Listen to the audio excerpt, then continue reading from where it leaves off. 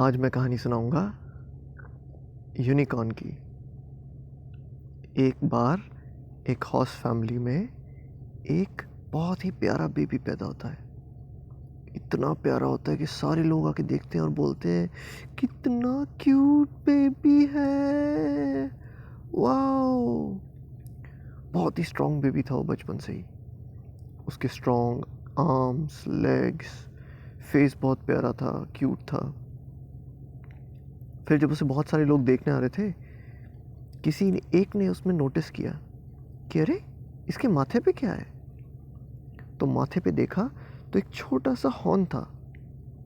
तो कहते ओहो, ये बच्चा तो डिफॉर्म्ड है। हॉर्सेस के तो हॉर्न नहीं होते, हॉर्न मतलब सींग। हॉर्सेस के तो सींग नहीं होते, इसके तो बेचारे के माथे पे सींग निकल रहा है। हो, ऐसा सुनते ही उसके माँ बाप जो थे शर्मा जाते कि ओहो, हमारे बेटे के लिए कोई ऐसा बोल रहा है। तो उसके बाद से जब भी वो बच्चा जैसे जैसे बड़ा होता है, सब भूल जाते हैं कि वो बेबी जो है कितना प्यारा है। सबको यही याद रहता है कि इसके तो माथे पे हॉर्न है। उसकी स्ट्रेंथ, उसकी स्पीड, उसके फेस, उसकी ब्यूटी, कोई उन चीज़ों पे ध्यान नहीं देता। सब बस यही चीज़ पे ध्यान देते हैं कि यार इसके तो बेचारे के हॉर्न है, ये तो डिफॉर्म्ड है। फिर वो बच्चा धीरे धीरे बड़ा होता है। उसका नाम उसके मम्मी पापा बोल्ट रखते हैं। तो बोल्ट जैसे बड़ा होकर स्कूल जाता है, तो स्कूल में भी उसको सेम चीज़ एक्सपीरियंस होती है कि स्टार्टिंग में तो सबका ध्यान जाता है कि वो बहुत स्ट्रॉन्ग है। पर जैसे ही उनका ध्यान उसके सींग पे पड़ता है, तो सब उसे चिढ़ाने लगते हैं कि ये तो सींग वाला है, सींग वाला है, ये तो यूनिहॉर्न है, यूनिहॉर्न है। तो धीरे धीरे उसका मन खराब हो जाता है और उसके बाद वो किसी भी एक्स्ट्रा करिकुलर एक्टिविटी में पार्टिसिपेट नहीं करता।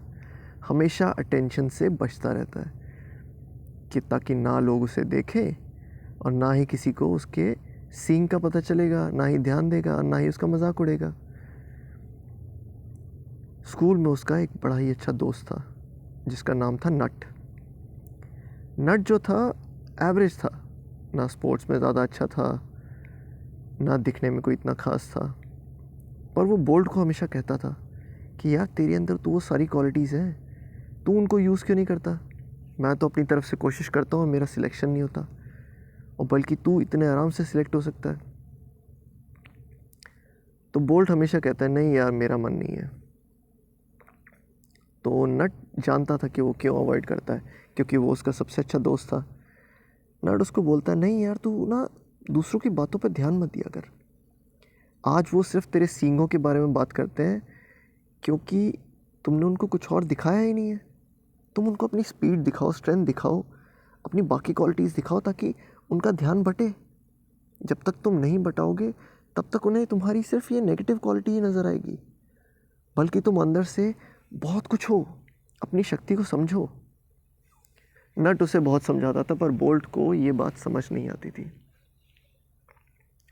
फिर एक दिन उनके स्कूल में एक एक्सप्लोजन होता है। जो गैस का सिलेंडर है उसमें आग लगती है, जिसकी वजह से पूरा ग्राउंड फ्लोर आग की चपेट में आ जाता है। तो जैसी आग शुरू होती है तो ग्राउंड फ्लोर के हॉर्सेस तो एकदम से भाग के बिल्डिंग से बाहर निकल जाते हैं। जो फर्स्ट फ्लोर के हॉर्सेस होते हैं वो निकलने की कोशिश करते हैं, पर आग बहुत जल्दी फर्स्ट फ्लोर को कवर कर लेती है। तो फर्स्ट फ्लोर के हॉर्सेस सारे सेकंड फ्लोर में चले जाते हैं। अब आग बढ़ रही है और सारे हॉर्सेस बेचारे अब छत पे फंस गए हैं। छत से वो चिल्ला रहे हैं बचाओ बचाओ। और जो स्कूल के प्रिंसिपल्स हैं, टीचर्स हैं जो बाहर हैं, वो फटाफट एम्बुलेंस को कॉल करते हैं और फायर ब्रिगेड को कॉल करते हैं ताकि वो आग बुझाए। लेकिन उन सबको आने में तो टाइम लगेगा, और आग जो थी, क्योंकि ये गैस की लगी हुई आग थी, बहुत जल्दी स्प्रेड कर रही थी।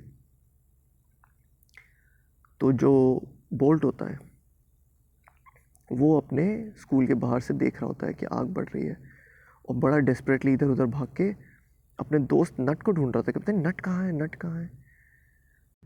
तो तभी उसका ध्यान छत पे जाता है और वो देखता है कि उसका बेस्ट फ्रेंड, बचपन से जिस दोस्त ने उसकी हमेशा अच्छाई देखी, वो दोस्त उसका छत पे है और आग धीरे धीरे ऊपर फैल रही है।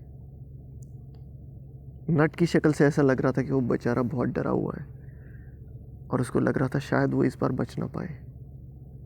ये देख के बोल्ट एकदम से घबरा जाता है कि उसका सबसे अच्छा दोस्त, एक ही दोस्त, वो उसकी दुनिया से चला जाएगा। पर ये उसका शरीर मानने को तैयार नहीं था। एकदम से बोल्ट के अंदर एक करंट दौड़ता है, एक वाइब्रेशन होती है और उसे अपने पीठ पे कुछ महसूस होता है। बोल्ट हमेशा एक शर्ट पहन के रखता था बचपन से, पर आज वो शर्ट के अंदर से कुछ चीज़ हिल रही थी। बोल्ट को समझ नहीं आ रहा था कि वो क्या है। बोल्ट फिर से अपने दोस्त की तरफ देखता है और उसके मन में एक ख्याल आता है कि यार आज मैं अपने दोस्त को मरने नहीं दूंगा, मैं तो इसको बचाऊंगा, कि कुछ भी करके मुझे इस दोस्त को बचाना है। जैसे उसके अंदर ये फीलिंग आती है, उसके अंदर एक बहुत स्ट्रॉन्ग वाइब्रेशन होती है और बूफ, उसकी शर्ट फट जाती है और शर्ट फटती है और उसके अंदर से बड़े बड़े जहाज़ के पंखों जैसे विंग्स निकलते हैं जो उसकी पीठ से लगे हुए थे। उसने बचपन से उन पंखों को छुपा के रखा था क्योंकि किसी भी घोड़े के पंख नहीं होते थे। उसे लगता था अगर किसी ने उसके पंख देख लिए तो उसका और मजाक उड़ेगा। लेकिन आज वो पंख पूरी दुनिया के सामने आ गए थे और वो पंख इतने बड़े थे कि जैसे कोई किसी हवाई जहाज़ के हों। उसको समझ नहीं आता क्या करे, सारे लोग उसकी तरफ देख रहे हैं, पर अब उसका ध्यान सिर्फ अपने दोस्त नट की तरफ था। वो समझ जाता है कि ये पंख उससे कुछ कह रहे हैं। वो अपने पंखों को हल्का सा हिलाता है और जैसे उसके पंख हिलते हैं वो देखता है कि वो हवा में उड़ गया है। तो फिर वो थोड़ा सा और उनको चलाता है। जैसे वो तेज़ चलाता है तो वो और हवा में ऊपर उड़ जाता है। फिर वो अपने पंखों को कंट्रोल करके थोड़ा आगे पीछे करने की प्रैक्टिस करता है। तो वो देखता है कि उन पंखों को उसको नेचुरली चलाना आता है और उसको पता है कि आगे कैसे उड़ते हैं, पीछे कैसे उड़ते हैं। बस फिर क्या था, फिर वो एक छलांग लगाता है और उड़ता हुआ अपने दोस्त के पास पहुंच जाता है। अपने दोस्त को वो अपनी टांगों के बीच में दबाता है क्योंकि स्ट्रॉन्ग तो वो था ही। पूरी अपनी टांगों में दबा के उसको बिल्डिंग से नीचे उतार लाता है। अपने दोस्त को वो बोलता है कि तू यहीं रुक, मैं भी आया। और वो वहीं पे रुकता नहीं है। फिर एक एक करके वो उस पूरी बिल्डिंग में जितने हॉर्सेस फंसे हुए थे सबको उठा के नीचे ले आता है। जैसे जैसे वो सबको बचा रहा था, सारे लोग हैरान होकर देख रहे थे कि जिस बोल्ट का आज तक वो मजाक उड़ाते आए थे, वो बोल्ट तो चमत्कारी ही निकला। इतना स्ट्रॉन्ग, इतने टैलेंट वाला था, उड़ सकता था और आज तक उसने किसी को बताया नहीं और लोग उसका मजाक उड़ाते रहे। अनजाने में वो धीरे धीरे जैसे जैसे सबको नीचे लेके आता है तो सारे उसके स्कूल वाले, टीचर्स, प्रिंसिपल, आसपास के लोग खुश हो जाते हैं, उसका नाम चिल्लाते हैं और इस बार से कोई यूनिकॉर्न नहीं बोलता है, उसे सब बोल्ट द यूनिकॉर्न कहते हैं। Bolt the unicorn, bolt the unicorn, bolt the unicorn, unicorn, unicorn, unicorn, ऐसे उसके लिए सेलिब्रेट करते हैं। वो जब नीचे आके देखता है कि इस बार लोग उसका मजाक नहीं उड़ा रहे हैं, लोग उसकी तारीफ़ें कर रहे हैं, लोग उसको शाबाशी कर रहे हैं, लोग उसके लिए तालियां बजा रहे हैं, उसे बड़ा अच्छा लगता है। एक बड़ी अच्छी सी फीलिंग उसे महसूस होती है क्योंकि पहली बार उसे इतना अप्रिसिएशन मिला था।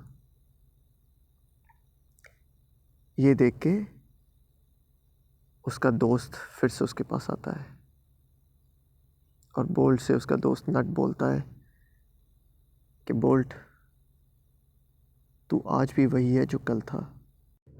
लोगों का नज़रिया कई बार बदलेगा।